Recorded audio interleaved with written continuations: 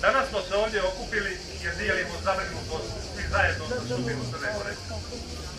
Danas smo se ovdje okupili da jače nego ikada poručimo: nećemo fašizam u Crnoj Gori.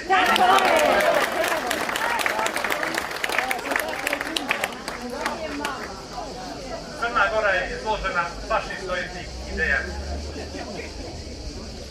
Mi u 21. maju smo se okupili oko zaštite najvećih temeljnih vrijednosti Crne Gore, oko zaštite njenog građanskog karaktera, oko zaštite njenog sekularizma, antifašizma, multivjerskog i multinacionalnog sklada, jer znamo da ove temeljne nacionalne vrijednosti krase ovu zemlju i bez njih nema Crne Gore.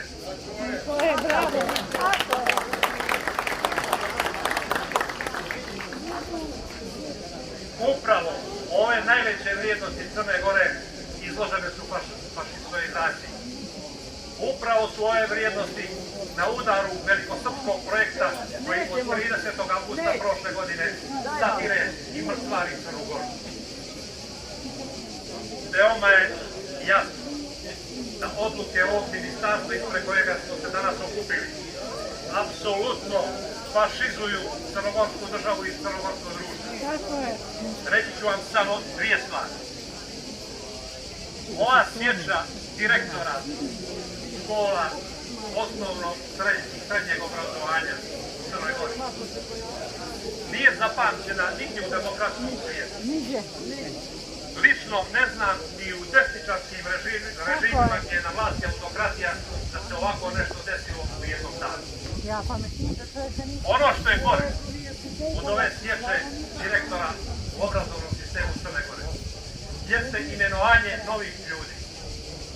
Moramo biti duboko svjesni da je u pitanju imenovanje ljudi za čiju podobnost su bile odlučujuće samo 3 karakteristike. Prva je da su odani i poslušni Srpskoj pravoslavnoj crkvi. Druga je da imaju dokaze da su litijali protiv u Crnoj Gori, čineći sve da se ova zemlja izgubi.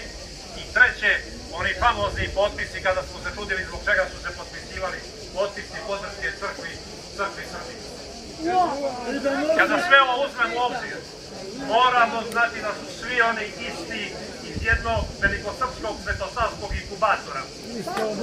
A tada nam mora biti jasno, dragi prijatelji, tada nam mora biti jasno zašto oni ne traže uvođenje vjeronauke u škole, a mi smo to očekivali. Ne traže jer od čitavog našeg obrazovanja hoće da naprave svoje bogoslovije. To im ne smijemo dozvoliti.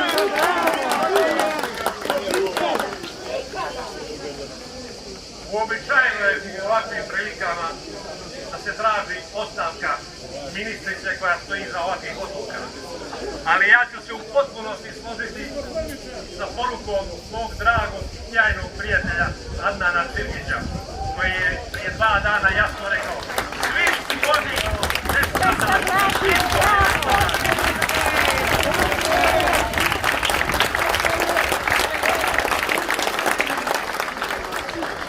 Premijer, vicepremijer, svi ministri i 41 poslanik Crnogorskog parlamenta su Vesna Bradić i tu nema odvajanja. Tako je, bravo!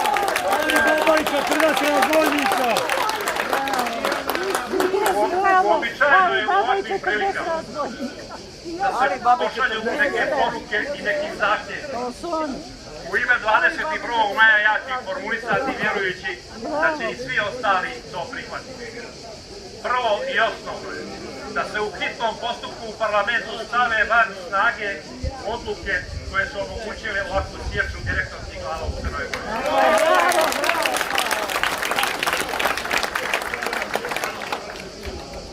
Kao drugo, veoma je važno shvatiti da se moraju staviti van snage sve odluke o novim imenovanjima završioce dužnosti direktora. Jer samo tako ćemo spriječiti da taj užas svetosavlja zagadi naše obrazovanje.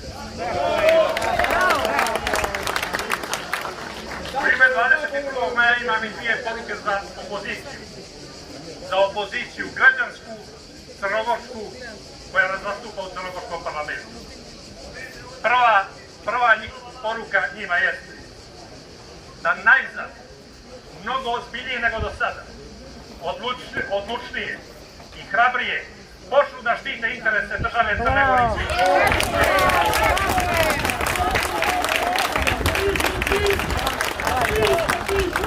I poruka jednom dijelu opozicije, a vi ćete veoma dobro znati na koga misli, da prestanu sa dodvoravanjem, da prestanu sa pohvalama o demokratskim kapacitetima nekih dijelova ove vlasti.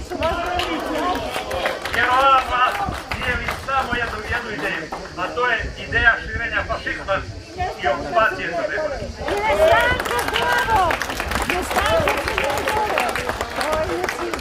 Na kraju ne želim da dužim. Pozdravit ću vas sa onim što ova vlast najviše mrzi. Smrt fašizmu, sloboda naroda, sloboda Crne Gore. Poštovani građani i građanke Crne Gore, cijenjeni super, dobar dan.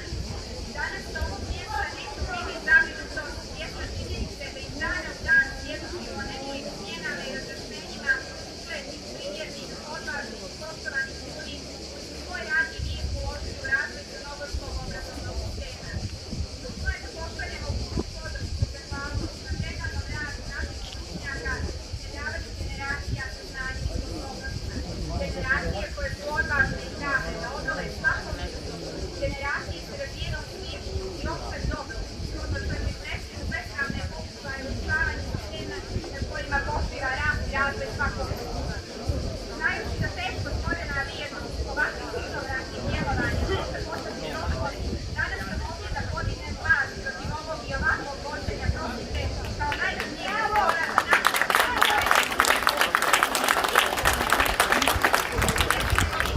posmatraču skandaloznih odluka koje se tiču imenovanja pojedinaca za v.d. direktore škola. Ovako postupanje nije ništa drugo od uspješnih pokušaja urušavanja i urušavanja cjelokupnog obrazovnog sistema. Činjenica da je resor koji bi trebalo da vodi računa o najboljem interesu djeteta kao najvažniji cilj, umjesto toga kompletno obrazovanje okrenuo način ideologijama i zemljivanjem djeteta. Kada neko poželi da učini da uništi jedno društvo, počinje od obrazovanja.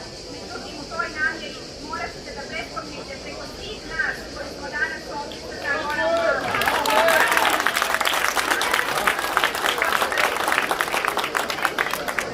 i ne smijemo dozvoliti. Na ovom putu nas ništa ne smije pokolebati. Poslednji alarm, poziv za mir, toleranciju i isključivost upravo je otvorio. Drugarice i drugovi, poštovani okućeni, danas sam ovdje sa vama da jasno i glasno kažemo da namjera ministarke Vesne Bratić da na rukovodeće pozicije u obrazovnom sistemu dovede u najmanju ruku kontroverzne ličnosti neće proći onako kako je ona namjerila. Gas koja je prelila čašu bilo je imenovanje Rade Višnjić, osobe koja je više puta upotrebljavala djecu namećući im svoja politička i vjerska uvjerenja. Zbog svega navedenog, Rada Višnjić je uklonjena iz sistema prosvjete kao sraman primjer zloupotrebe najmlađih. Jednako sraman je i razlog koji samo dan nakon imenovanja ministarstvo na čelu sa Vesnom Bratić navodi za smjenu Rade Višnjić. Ne, gospodo iz ministarstva, problem nijesu privatni materijali opštene prirode. Problem je što se radi o osobi vrlo sporne civilizacijske i ideološke orijentacije. Problem je što se radi o osobi koja javno veliča ratne zločince osuđene za genocid. Takva ne može i neće predavati i učiti našu djecu.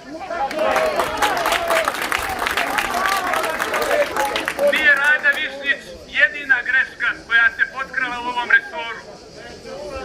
Najveća greška koja se potkrala jeste imenovanje Vesne Bratić za ministarku prosvjete. I mi nećemo stati dok tu grešku ne ispravimo. A sa odlaskom Vesne Bratić mora otići i onaj mjesto imenovao njen mentor Zdravko Krivotka, biti cjelokupna vlada Crne Gore.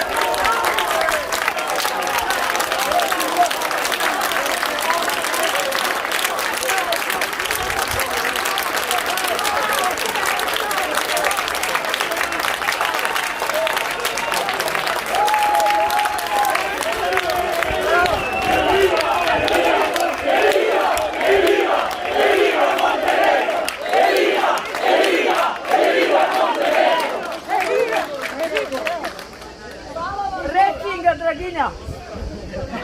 Hvala vam, dragi građani i građanke Crne Gore.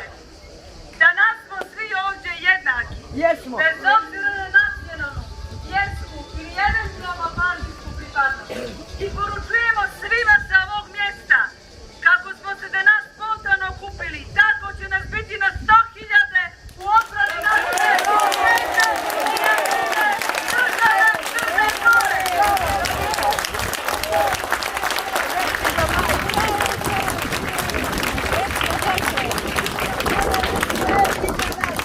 Svetina. Ćemo Crnu Goru kao građan, evropsku državu na civilizacijskim vrijednostima i temeljima antifašizma i nećemo dopustiti širenju četničke kleronacionalističke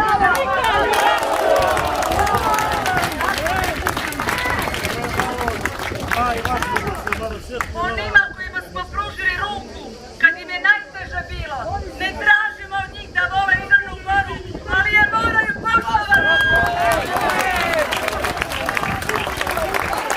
Ovdje će se znati što je crnogorska himna, zastava i krv naše države.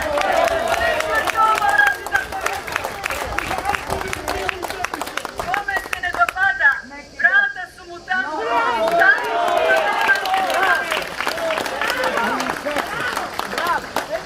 Podnijeli smo interpelaciju i tražimo razrešenje Vesne Bratić.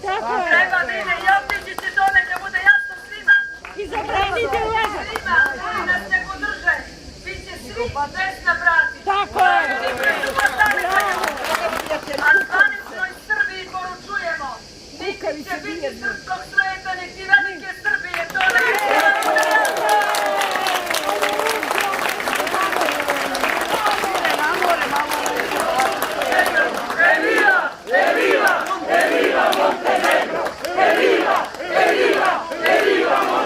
Poštovani građanke i građani, sa ovog mjesta želim još jednom da vas pozdravim i da vam obećam. Zajednički, svi zajedno, borit ćemo se za našu jednu i jedinu majku Crnu Goru.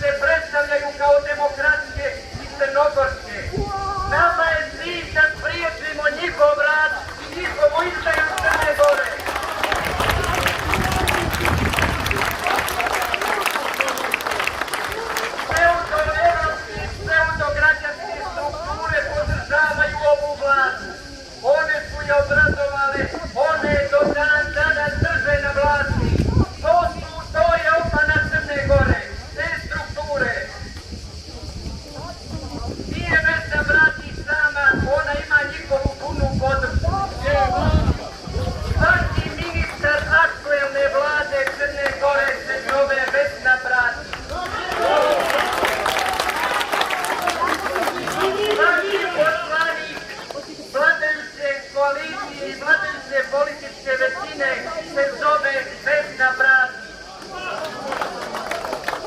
Božena Jelušić, Suada Zoronjić i drugi poslanici. Ne zovu se tako kako se misle da se zovu. Oni se zovu dok održavaju ovakvu vladu Vesna Bratić. Razrješenja kojima se danas i juče igrate nisu poruka. To nije ono što mi tražimo. Tražimo odlazak ove vlade i ove vlasti. Drago mi je da su se na nas okupili da su odranili i odranili temeljne i demokratske vrijednosti države Crne Gore. Ministarka Vesna Bratić je priznala ovih dana da je napravila još jednu grešku u nizu kada je imenovala učiteljicu Radu Višnjić za direktoricu Baštilja osnovne škole, a zatim u pritiskom javnosti upozvala kandidaturu iste.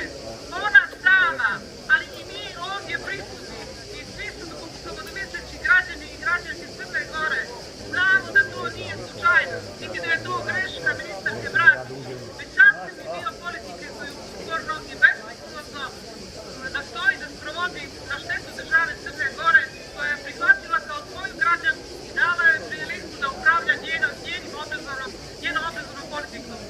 Takav rad ministarke u njenim takozvanim slučajnim, ali pogubnim greškama podržava izuzetno relaksirana vlada Crne Gore, čiji koalicioni partneri se povremeno ograde od njenih činjenja i nečinjenja, ne pitajući što je sa obrazovnom politikom i njenim pravođenjem.